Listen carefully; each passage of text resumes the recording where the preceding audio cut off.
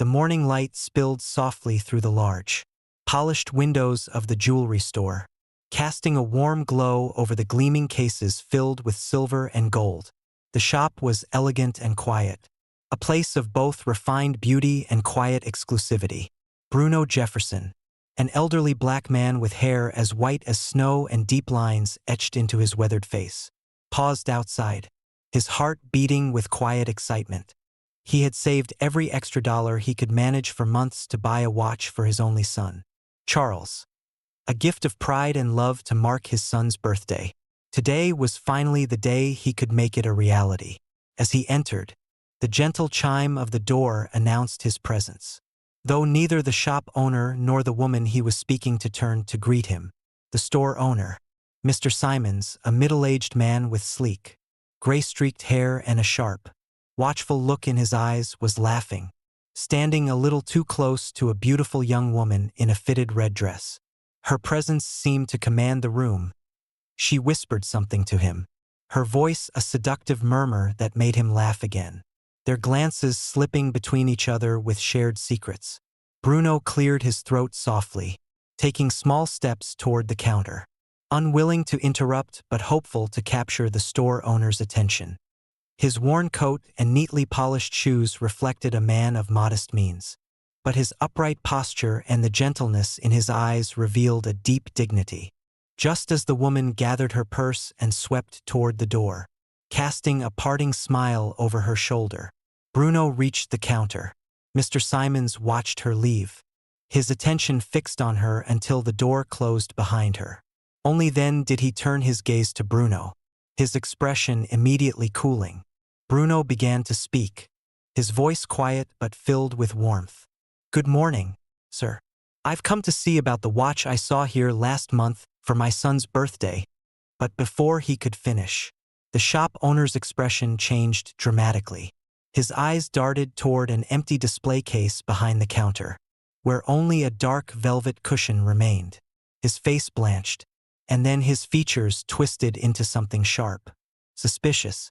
"It's gone," he muttered, his voice a mixture of panic and fury. His eyes flicked back to Bruno, narrowing as he took in the older man's presence. "My diamond ring. It's gone."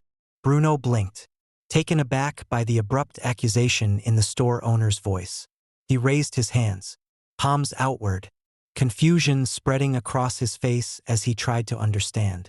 Mr. Simons's voice rose, trembling with alarm and hostility. You stole it. You took my diamond." His words cut through the silence, slicing into the quiet dignity Bruno had brought with him. Stunned, Bruno stepped back, shaking his head. "No, sir. I didn't take anything. I only came to buy a watch." But Mr. Simons wasn't listening. His face twisted with anger, and in one swift movement, he pulled his phone from his pocket, dialing the police with quick, angry taps. "Officer? Yes. There's a thief in my store. He stole my diamond. Get here quickly." He shot a cold glare at Bruno, his eyes flashing with a hatred that Bruno hadn't expected, a kind he hadn't seen in years. Bruno opened his mouth to explain, to plead for a chance to prove his innocence, but the words caught in his throat. Minutes later, the door swung open with a force that rattled the glass cases. Officer Alvin strode in, tall and broad, with a thick mustache and eyes that held an unsettling, cold gleam. He took one look at Bruno, and a curl of disgust twisted his lip. "A black thief," he muttered under his breath, loud enough for Bruno to hear but soft enough to carry a sting of insult. Without a word, Alvin moved toward Bruno, his heavy footsteps echoing in the suddenly tense silence. Bruno began to raise his hands in defense, still struggling to find words to explain, to plead. But before he could speak, Alvin's fist collided with his face. The force of the punch sent Bruno stumbling backward, his head spinning, pain bursting through his cheek. He tasted blood and felt the hot, metallic tang fill his mouth. He crumpled to the floor, clutching his jaw, his vision blurred by tears and confusion. "Hands behind your back," Alvin barked, seizing Bruno's arms and yanking them roughly behind him. Bruno gasped in pain, his mind reeling, his heart pounding as he tried to make sense of what was happening. "I didn't do it," he whispered, his voice trembling, barely audible over the furious drumming of his pulse. "I swear, I didn't do it. I'm innocent." But Alvin only laughed, a harsh, cruel sound that held no trace of empathy. "Save it. I've seen your type before, thieves. All of you." He tightened the handcuffs around Bruno's wrists, the metal biting into his skin, each click of the cuffs a reminder of the hopelessness settling over him. As Alvin hauled him to his feet and dragged him toward the door, Bruno's pleas echoed through the store, his voice hoarse and desperate, filled with a raw fear he hadn't felt in years. But his words fell on deaf ears. For Bruno, this was just the beginning of a long, nightmarish journey that he had never imagined in his quiet life. And with each step he was dragged closer to a fate he didn't deserve. Officer Alvin Grant strode into the station that morning, his face shadowed by frustration that had nothing to do with the duties of his job. For years, Alvin had built a reputation within the department as a man of discipline, though his discipline often crossed into cruelty. Behind his cold, steely gaze and sharp, authoritative tone lay a simmering anger he kept mostly hidden from his peers. His career and personal life had both become battlegrounds, each failure sharpening the blade of resentment he held for the world and for anyone who dared challenge his authority. Alvin's home life, though carefully concealed from his colleagues, was marked by turmoil. His marriage to Jessica, a woman of beauty and charm, had lost its warmth years ago. Their relationship had decayed, each argument louder than the last, and the silence between them now stretched as cold as his expression. Jessica's own reckless ways were a poorly kept secret, one that wounded Alvin's pride yet left him powerless to confront her.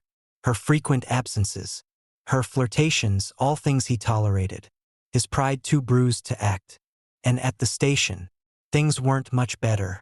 Alvin's boss, Captain Reynolds, had recently given him an ultimatum. If he didn't solve more cases and start bringing real results, he would be demoted. Demotion.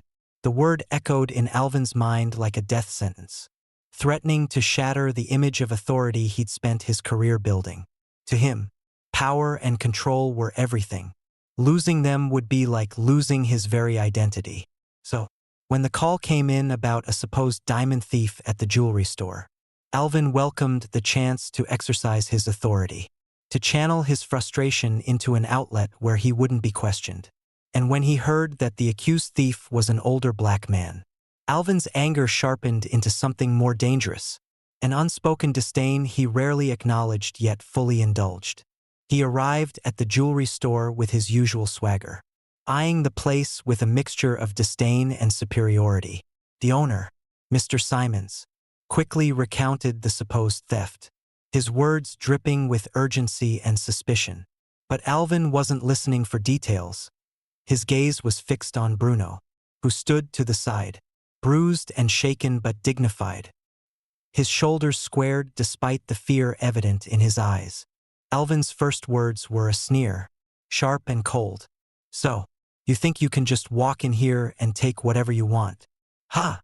Bruno lifted his gaze, trying to speak, his voice steady but gentle. "Officer, I'm innocent. I didn't touch anything." "Save it," Alvin snapped, cutting him off with a dismissive wave of his hand. "I've heard enough lies for a lifetime." With practiced force, Alvin grabbed Bruno by the shoulder and marched him outside. Ignoring the man's protests, the street was busy with people, some glancing curiously, others turning away. Bruno's protests grew louder, each word a plea for dignity and a chance to explain himself. But Alvin's iron grip didn't loosen. He led Bruno to his squad car, opened the back door, and shoved him inside with unnecessary force, his face expressionless. As they arrived at the station, Alvin's mind buzzed with a twisted satisfaction.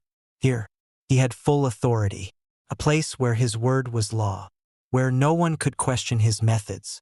He dragged Bruno out of the car, ignoring the older man's wince as the handcuffs dug deeper into his wrists. Bruno tried once more to plead his case, his voice shaking but determined. "Officer, please, I didn't do anything wrong. I only wanted to buy a watch for my son. I've been saving for months." Alvin's lip curled in disdain as he pushed Bruno toward the station doors. "Funny," he sneered. "You people always have a story, don't you? It's always someone else's fault. A watch for your son? How touching." His words dripped with sarcasm, each one a lash of humiliation. He ignored the glances from other officers, his focus solely on breaking this man who stood before him, defiant and unbroken despite the fear in his eyes. Bruno was taken to a small, dimly lit interrogation room, the walls painted a dull, peeling gray. Alvin slammed the door shut and paced slowly in front of Bruno, his movements measured, almost predatory. With a deliberate pause, he leaned over the table, his eyes locking onto Bruno's, cold and unyielding. "Let's make this simple," he said, his voice a low, menacing growl. "You confess now, and this will all be easier. You stole the diamond. Admit it." Bruno held his ground, his hands still cuffed, his posture straight despite the ache in his back. "I didn't steal anything," he replied, his voice calm but resolute. "I came here to buy a gift. That's all." Alvin's patience was thin, his anger bubbling beneath the surface. He slammed his fist on the table, the sound echoing off the walls. "Stop lying," he shouted, his face inches from Bruno's. "You're nothing but a thief. Do you know what happens to people like you when they lie to me?" Bruno flinched but met Alvin's glare, his fear replaced by a quiet, resilient dignity. "I am telling the truth. Officer, please, just let me call my son." Alvin laughed, a hollow sound that held no amusement. "You want to call your son? So he can see his father for the thief he is." His words were calculated, each one intended to cut deeper, to strip Bruno of any remaining dignity. Day after day, Alvin returned to that room, each session more brutal than the last.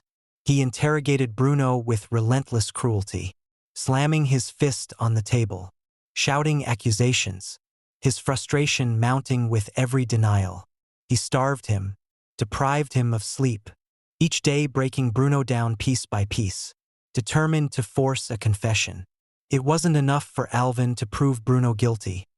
He wanted Bruno to feel guilty, to admit defeat, to give in. But Bruno held firm. Each day he endured. Each refusal to confess only intensified Alvin's rage. To Alvin, it was more than a matter of justice. It was personal. Bruno's resilience was a challenge, a refusal to submit to the authority Alvin wielded so mercilessly. And Alvin, driven by the pressure from his boss, his broken marriage, and his own prejudice, took every opportunity to vent his anger, using Bruno as his target. By the end of each day, Bruno was left alone in the cold, damp cell, his body aching, his spirit bruised but not broken. He would close his eyes, the darkness of the cell wrapping around him like a shroud. But in his mind, he held onto a single image, his son, Charles. The thought of Charles kept him going, reminding him of the life he had beyond those walls, a life that Alvin could not touch. For Officer Alvin, Bruno's resistance was a thorn he couldn't remove, a man who refused to bow down to his authority. And as Alvin walked away each night, his anger only grew, knowing that Bruno remained unbroken, unyielding, a quiet, dignified defiance that threatened to unravel everything Alvin believed about power and control. Bruno's cell was nothing more than a cramped, cold box, a place where light and hope seemed to disappear. The walls were dull gray, cracked and stained, as though they had absorbed years of suffering and despair from those held there before him.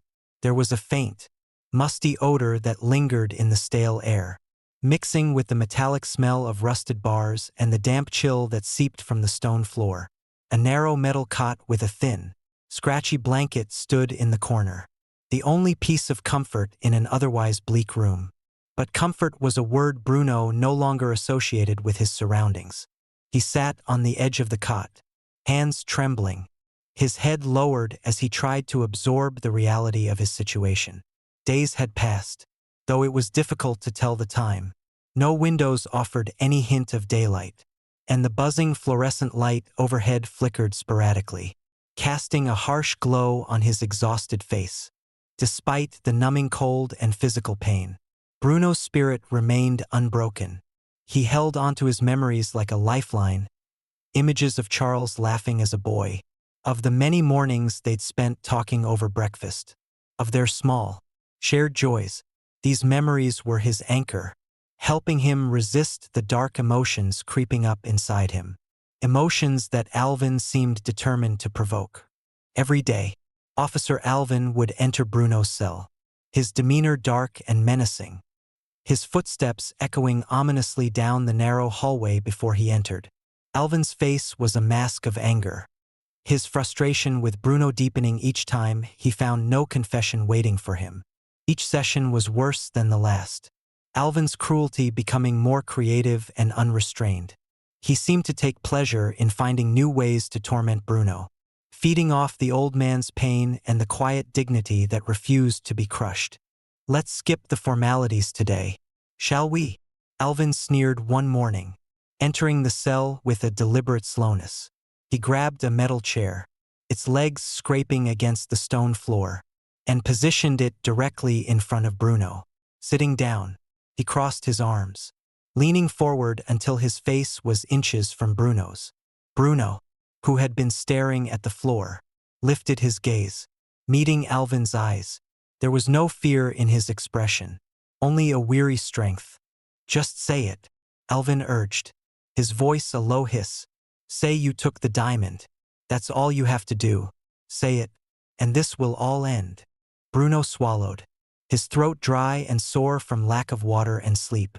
Despite his exhaustion, his answer remained steady. "I didn't take anything. I'm innocent." Alvin's jaw clenched, his patience thinning into a razor's edge. He slammed his fist on the metal table between them, the loud bang reverberating around the small cell. "Innocent?" he spat. "Do you think anyone believes that? Do you think you're special? You're just another liar. Just another thief." Bruno's hands tightened around the edge of the cot. He wanted to stand, to look Alvin in the eye as he defended himself. But his body was too weak. Instead, he took a deep breath, forcing his voice to remain calm. "I am telling the truth," he said, each word slow and measured. "I didn't take anything from that store." Alvin's expression darkened, his fingers curling into fists. It was as if Bruno's calm defiance enraged him more than a confession ever could. He needed control, needed Bruno to break.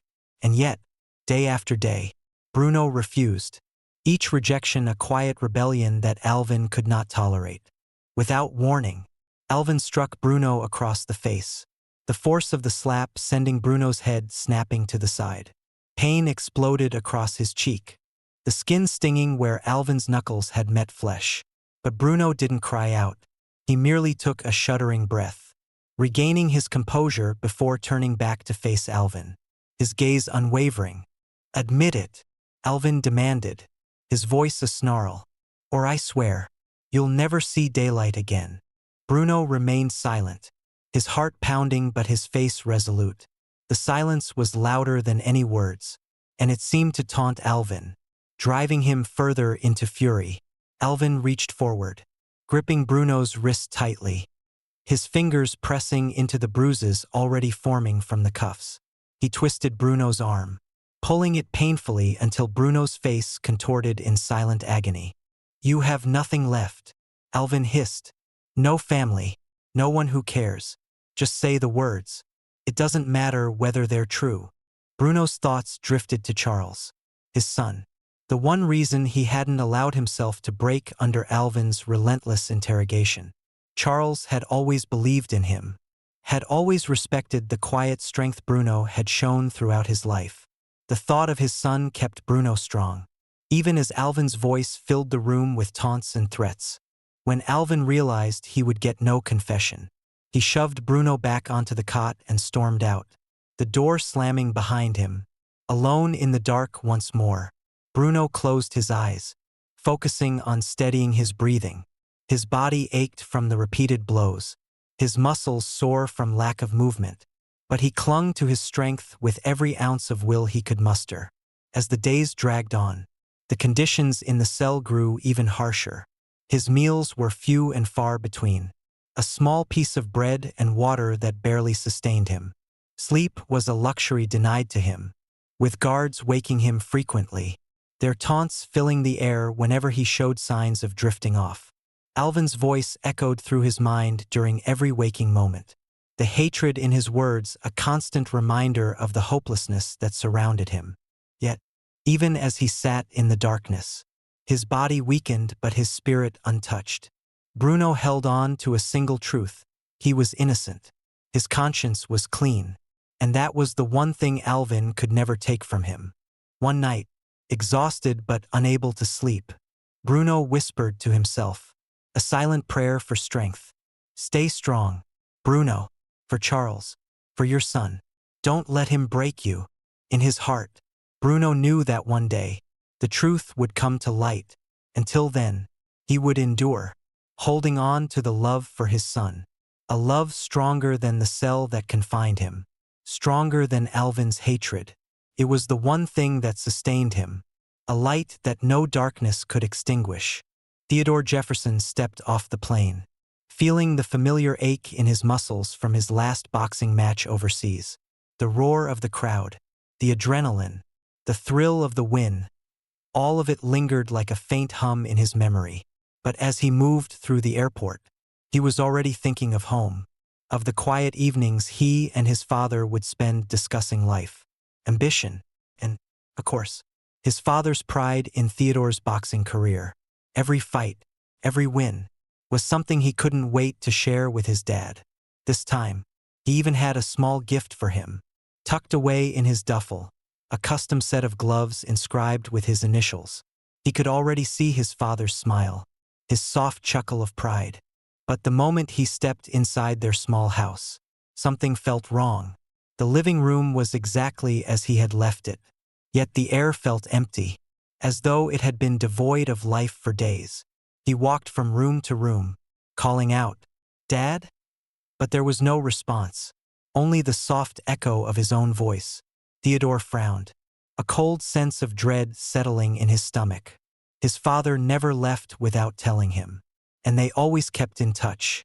Determined to find answers, Theodore went next door to their neighbor, Mrs. Lee, an elderly woman who often exchanged stories and meals with his father. Her eyes widened when she saw him, a mixture of surprise and concern in her gaze. "Theodore, you're back. I was wondering when I'd see you," she said, a sympathetic look crossing her face. "Mrs. Lee, have you seen my father?" Theodore asked, his voice tight with worry. Her expression turned somber. She reached out, her wrinkled hand touching his arm lightly. "Oh, dear. Haven't you heard?" Theodore's heart pounded as he shook his head. "No, heard what?"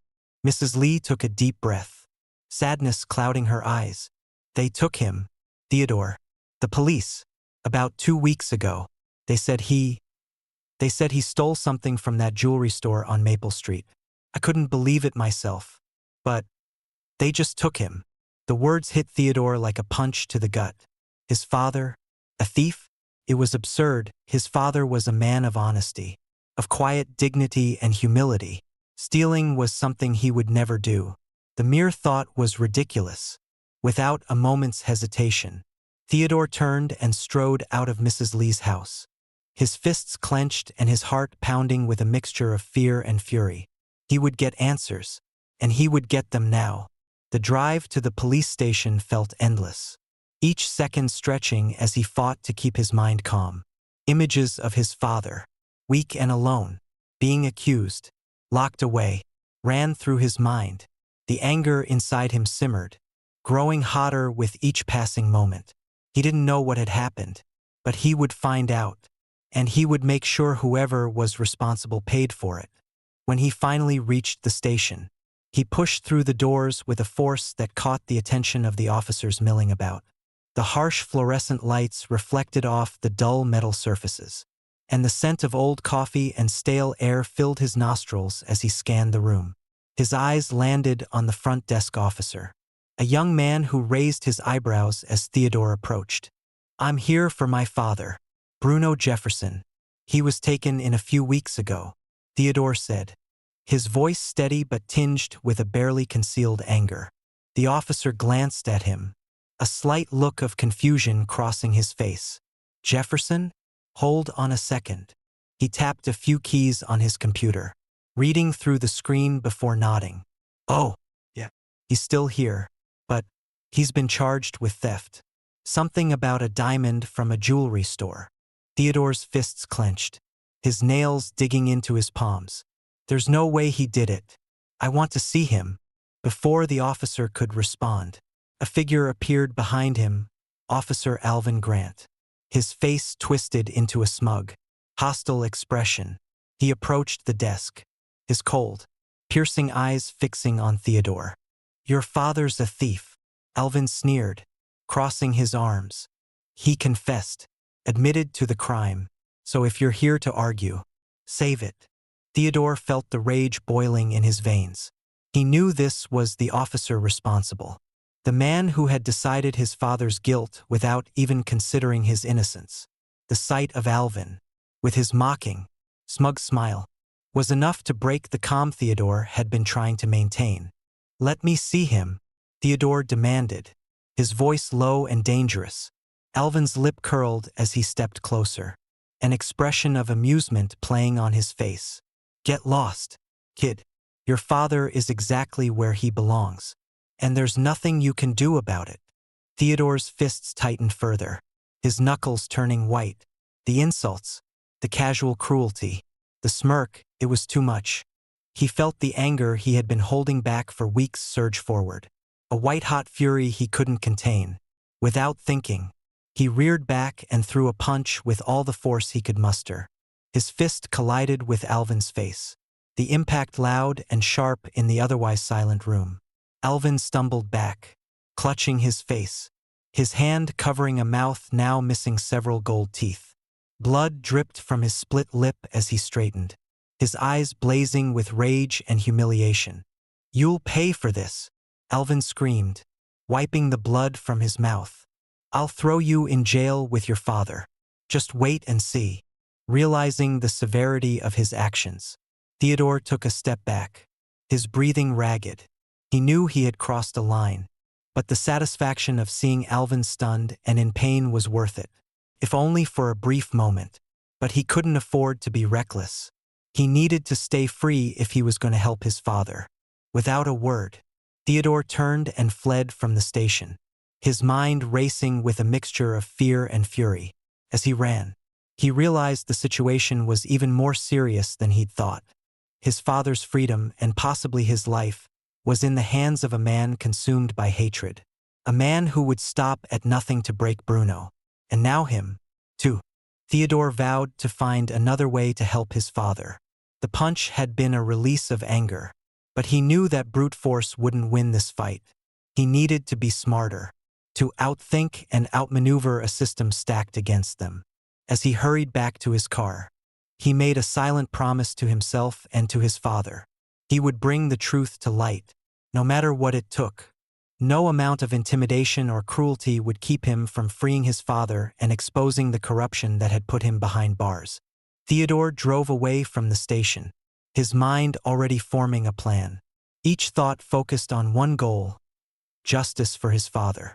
He would fight, he would endure, and he would ensure that Officer Alvin Grant and those like him could no longer use their power to destroy lives. Bruno sat alone in the damp cell, his body weakened and his spirit battered. Yet his mind clung fiercely to his innocence. Days blurred into each other, each filled with relentless interrogation, cold meals, and the sickly fluorescent light that never let him rest. The darkness of the cell seemed to creep into his very soul. But he held on to thoughts of his son, Charles, and the life they'd built together. But Officer Alvin was relentless. Every day, he returned, his tone growing colder, his anger sharper, and his attempts to break Bruno more brutal. Alvin wasn't just looking for a confession, He wanted Bruno to suffer, to feel small, to bow beneath his authority. One morning, Alvin entered the cell with a twisted smirk, holding a small stack of papers in his hand. He sat across from Bruno, his eyes gleaming with a dangerous satisfaction. Bruno knew that look by now. It meant Alvin had come with a plan, a way to push him closer to breaking. "Today's the day you finally admit it," Alvin said, his voice soft but dripping with menace. "We both know you took that diamond. You'll sign this confession, and all of this will end." Bruno took a deep breath, his gaze steady. "I didn't take anything, officer. No matter what you say, I'll never confess to a crime I didn't commit." Alvin's smirk faded, replaced by a look of cold fury. He leaned forward, his fingers tightening around the papers in his hand. "Stubborn old man," he spat.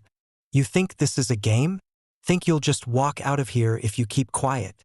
Bruno closed his eyes, exhaustion pressing down on him like a weight. But he opened them again, meeting Alvin's gaze with a quiet, resilient dignity. "All I have left is my truth. I'll hold on to that, no matter what you do." Alvin's jaw clenched, his patience wearing thin. He slapped the papers down on the table between them, his voice rising. "You want to play the hero? Fine. But think about this, your son, Theodore. Do you think he's safe after what he did to me? Do you think I'll just forget that punch? No. He's made things much worse for you." A chill ran through Bruno. He hadn't known about Theodore's visit to the station, but hearing that his son had been involved, that Alvin held this grudge against him, filled Bruno with dread. He could handle anything Alvin threw at him. Starvation, beatings, isolation, but the thought of Theodore facing repercussions because of him was unbearable. Alvin, seeing the hint of fear flicker across Bruno's face, leaned closer, his tone softening, as though he was offering a gift. "Here's the deal. Sign the confession, and I'll make sure your son stays safe. You take the blame, and he'll never face another moment of trouble. Isn't that what you want?" Bruno swallowed hard, his mind racing. Every instinct told him to resist, to hold onto his innocence, to refuse Alvin's manipulative offer.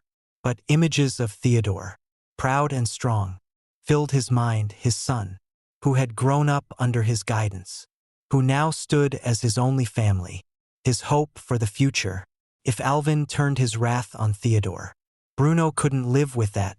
"Why are you doing this?" Bruno whispered, his voice barely audible. "My son has done nothing. I'm innocent." Alvin's eyes hardened, a mixture of hatred and twisted pleasure in his gaze. "Because I can, Bruno. Because people like you think you're untouchable. You've defied me long enough. It's time for you to pay." Bruno's hands trembled as he looked down at the papers in front of him, the words of the confession blurring together. This single signature, this one act, would mean surrendering everything he had believed in. But he also knew that if he didn't do it, Alvin would never stop, and Theodore would be caught in the crossfire of his own defiance. Bruno closed his eyes, taking a long, deep breath. When he opened them, his gaze was steady but hollow. With a shaking hand, he picked up the pen Alvin had left on the table. "Good man," Alvin said with a mocking smile, crossing his arms as he watched Bruno lower the pen to the paper. As Bruno signed his name, he felt a piece of his spirit slip away, a bitter defeat settling over him. He wasn't signing because he was guilty, and he wasn't signing for himself. He was signing for Theodore, for his son's freedom and safety. The sacrifice was bitter, and it left him feeling hollow, yet determined. Even if his dignity was taken, even if his truth was lost in this false confession, he would know he had done it for love. The moment Bruno's pen lifted from the paper, Alvin snatched it up, a gleeful grin spreading across his face as he held the signed confession like a trophy. "You should have done this days ago, old man," he sneered. "Would have saved us both a lot of time." Bruno said nothing, his gaze distant, his mind still reeling from the weight of his decision. He felt a sense of loss so profound it ached in his chest. but he held on to the thought of Theodore, of the life he had saved through this terrible act. Alvin wasted no time. He left the cell with the confession in hand, practically bursting with satisfaction as he called his superiors to report the confession. Bruno was left alone in the cold, dark room, the silence settling around him like a shroud. He had fought with every ounce of strength, but in the end, he had chosen his son's safety over his own innocence. The thought offered him a small comfort, even as a heavy sadness took root in his heart. He sat quietly, his shoulders slumped but his face still dignified, as though the spirit of his resilience refused to be fully extinguished. He didn't know what awaited him, but he knew that he had done the only thing he could for his son. His innocence might be buried under a lie, but his love for Theodore was a truth no one could take from him. Outside the cell, Alvin walked down the hall with a self-satisfied grin, already thinking of his next move. But Bruno's story was not over. Even as he sat in darkness, fate was working quietly, preparing to bring the truth to light in a way that Alvin could never anticipate. And though Bruno didn't know it, his strength, his resilience, and his sacrifice would soon become the very foundation of the justice he had long awaited. The day of the trial arrived, and a heavy, tense quiet filled the Supreme Court. Rows of benches were packed with spectators, curious townspeople, journalists, and a few familiar faces who had heard of Bruno's confession.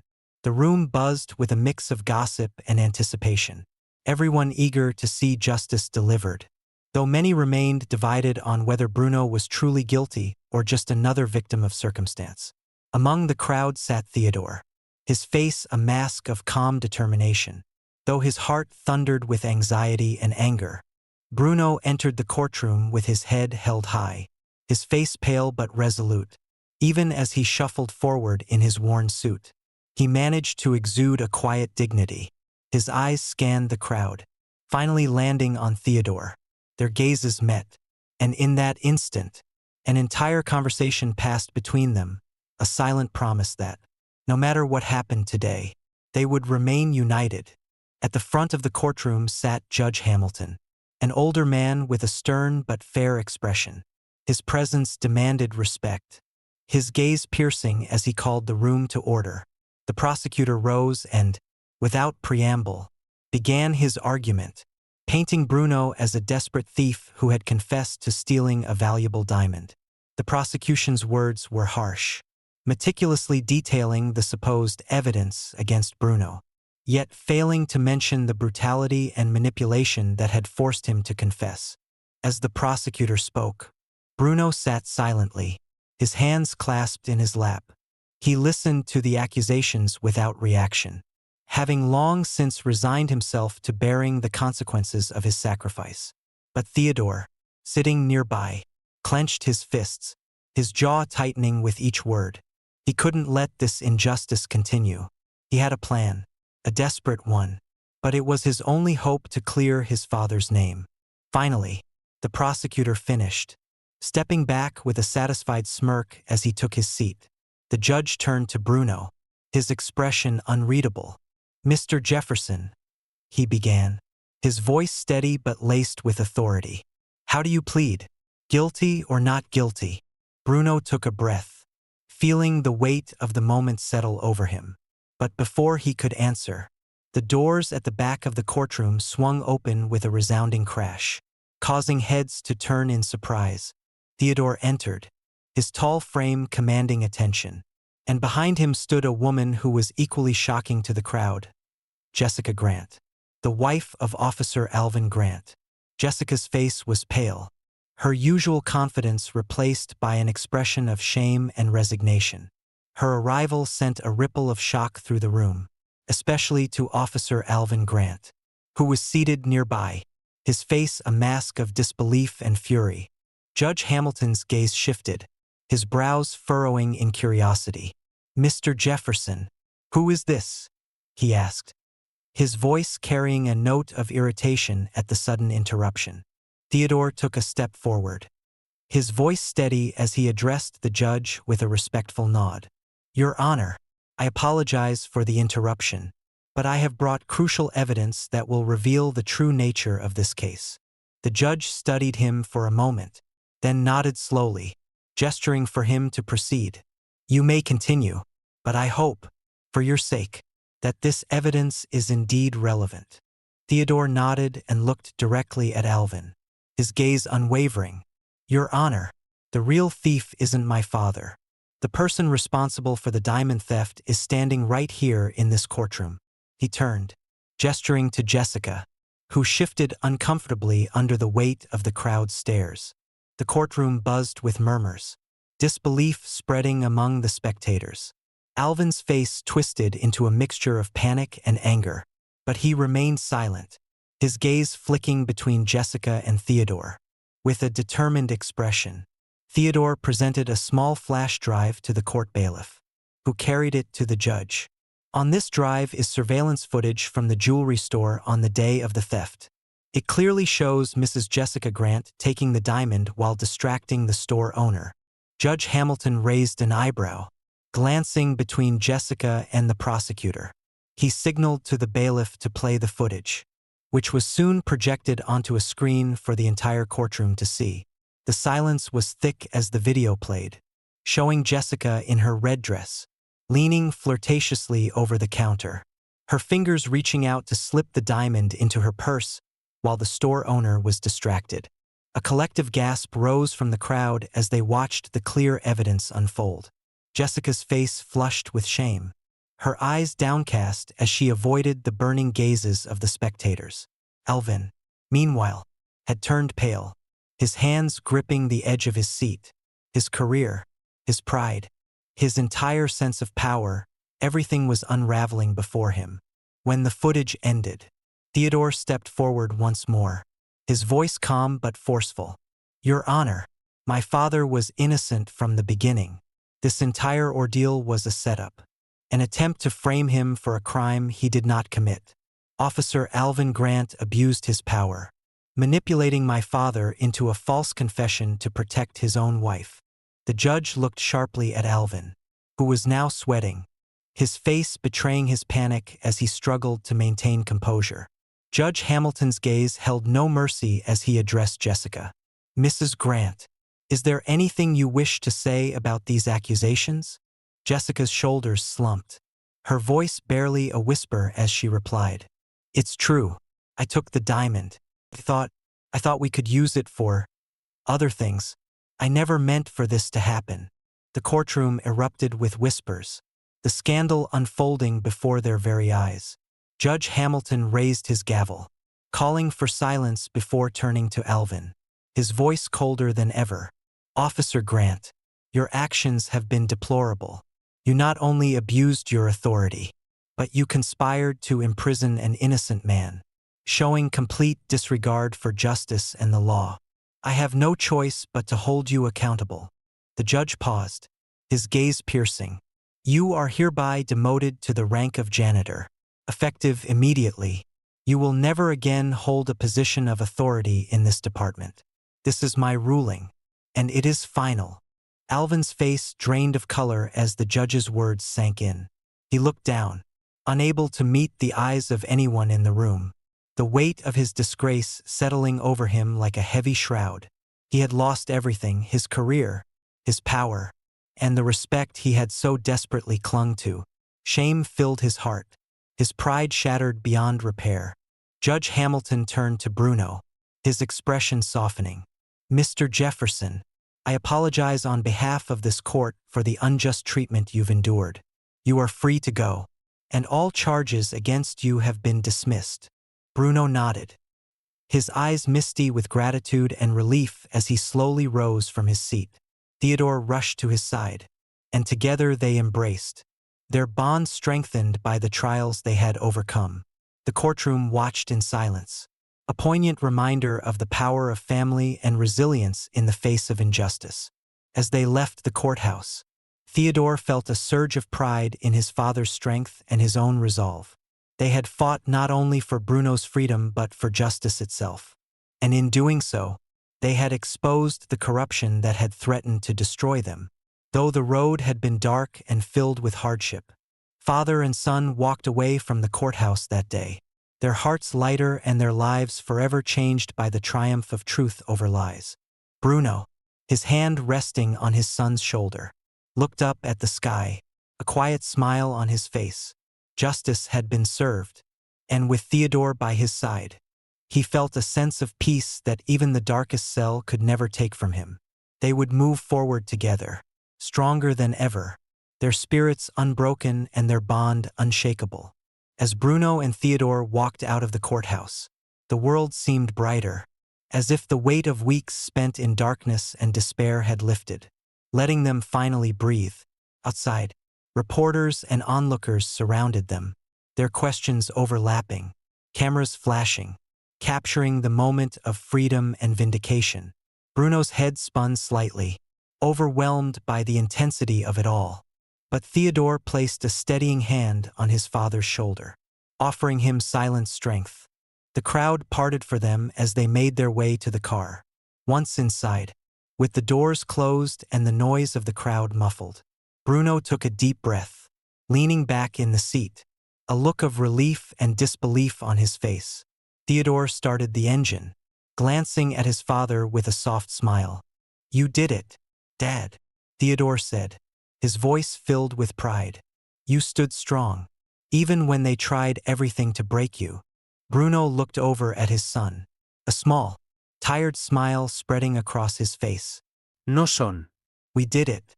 I don't know what would have happened if you hadn't found the truth, hadn't brought Jessica to the courtroom. I would still be in that cell." His voice was filled with gratitude, his eyes shining with the emotion he couldn't quite put into words. The ride home was quiet, both men lost in their thoughts. As they passed familiar streets, Bruno felt a pang of sadness for the life he had almost lost, the time stolen from him, and the dignity he had nearly sacrificed. Yet he also felt a profound sense of gratitude.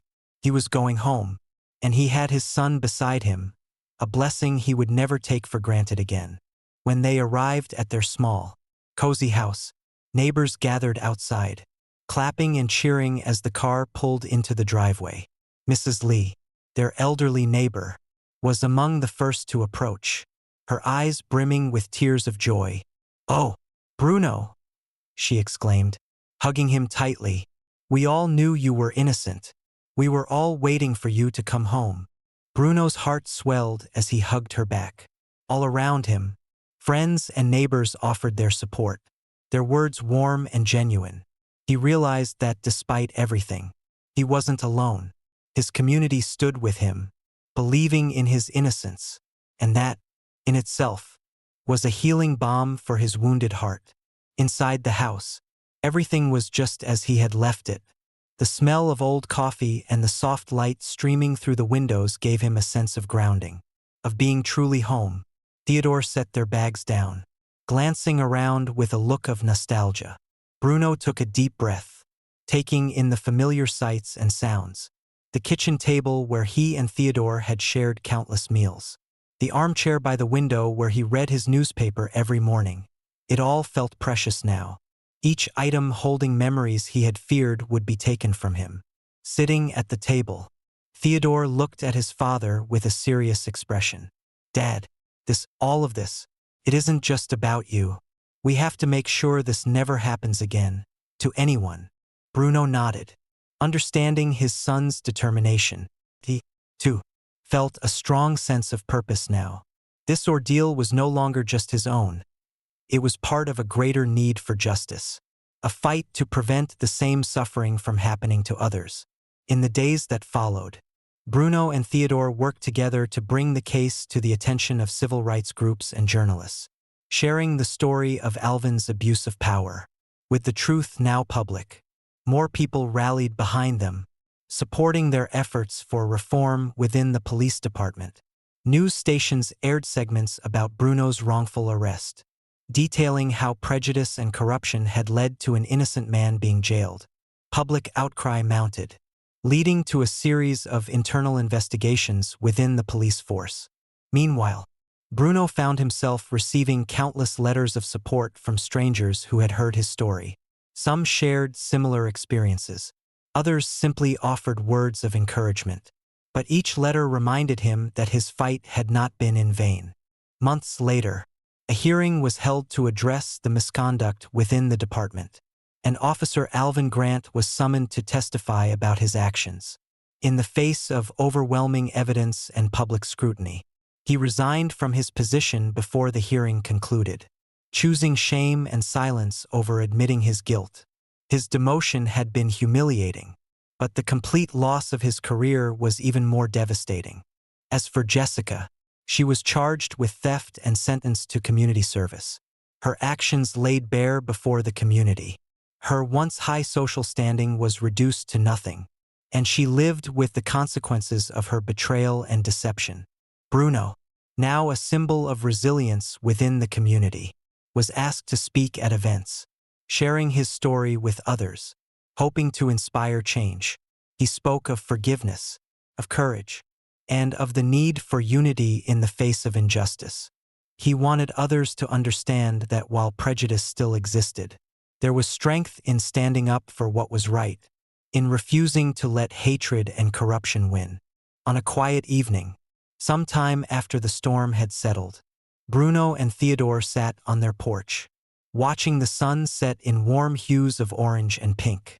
The air was filled with the sound of crickets and the faint breeze rustling the trees, and the peace felt like a reward for the hardship they had endured.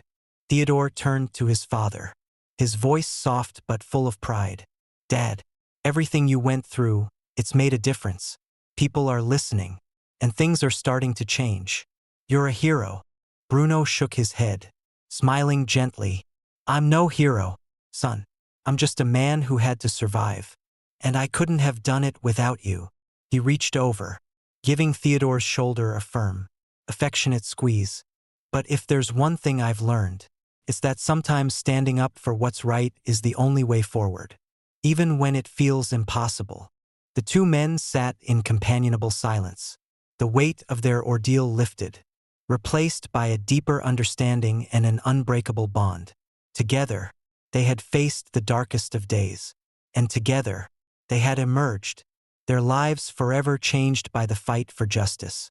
As the stars began to appear, they knew they would always stand by each other, no matter what the future held. And as the night descended, they finally felt at peace. Months had passed since Bruno's release, and the community had rallied around him and his family in ways he never anticipated. His story had become more than just a headline. It sparked change. It was no longer just a story of survival. It was a catalyst for a movement in their town and beyond. Bruno, who had once found comfort in quiet anonymity, now stood as a symbol of resilience, a reminder that justice could be won, even against all odds. Bruno spent his days continuing his work, both in his job and in his community. People sought him out for advice, guidance, and, perhaps most importantly, hope. At neighborhood gatherings, he'd be met with handshakes and warm smiles, voices thanking him for his strength and bravery. While he felt humbled by the attention, he understood that the responsibility was greater than himself.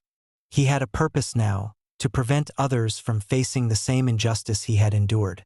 With Theodore by his side, Bruno began to work with community leaders, local advocates, and civil rights organizations. Together, they formed a coalition dedicated to criminal justice reform. Their mission was clear: to hold those in power accountable, ensure fair treatment for all, and fight against systemic discrimination that too often went unchecked. Theodore, driven by his father's struggle and the injustice he had witnessed, channeled his determination into the work, dedicating one of the coalition's first major projects was to establish a civilian oversight committee to review cases of police misconduct. Bruno and Theodore spoke at town hall meetings, explaining the importance of transparency and accountability in law enforcement. First, there was resistance, but their quiet determination and persistence, along with growing community support, eventually won over even the most skeptical officials. During one of these meetings, Bruno shared his story once again, his voice steady but impassioned as he spoke of the need for justice. Accountability isn't just about punishing wrongdoers, he said to the crowd. It's about ensuring that those who serve and protect us do so with integrity and respect for every life, for every person. If we don't stand together against abuse of power, we risk losing not just our freedom, but our humanity. The audience sat in rapt silence, absorbing every word. Bruno's story had given the community a shared purpose, a reminder that they all had the power to create change. As he spoke, Theodore felt a swell of pride, watching his father transform into a beacon of hope for so many others. The coalition's efforts gained momentum, and soon, they succeeded in implementing several key policies. Body cameras became mandatory for officers, ensuring that their actions would be recorded and accountable.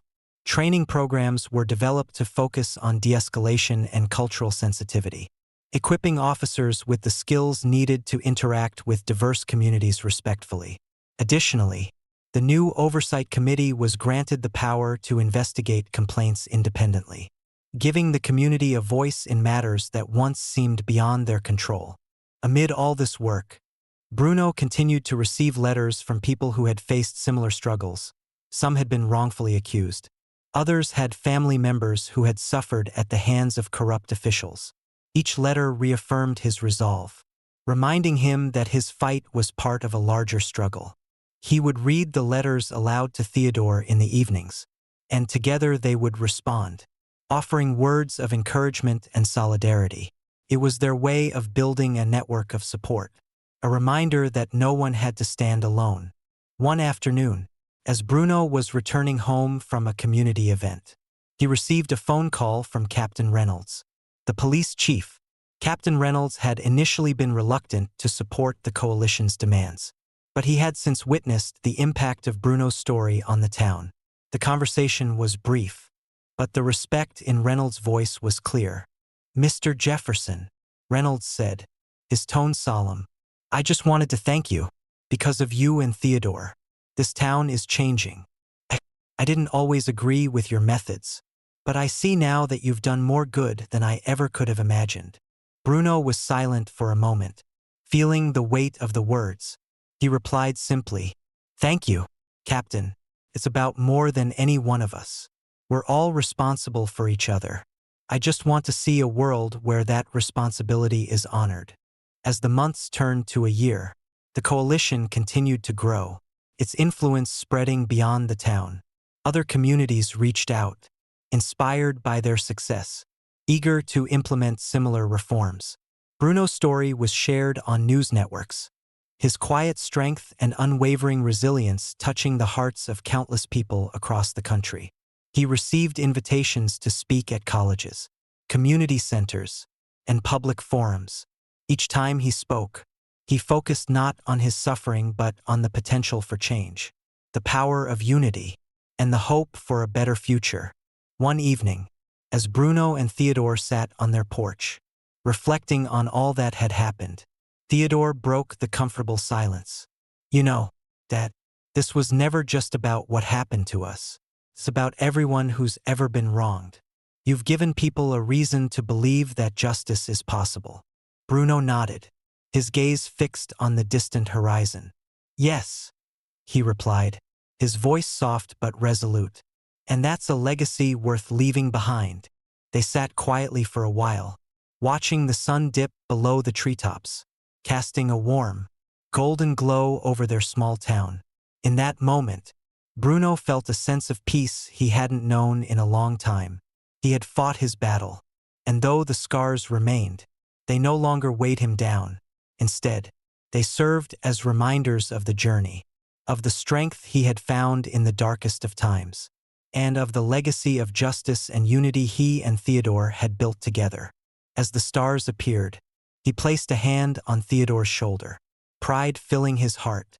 "Thank you, son," he murmured, his voice thick with emotion, "for standing by me, for believing in me, and for fighting when I couldn't."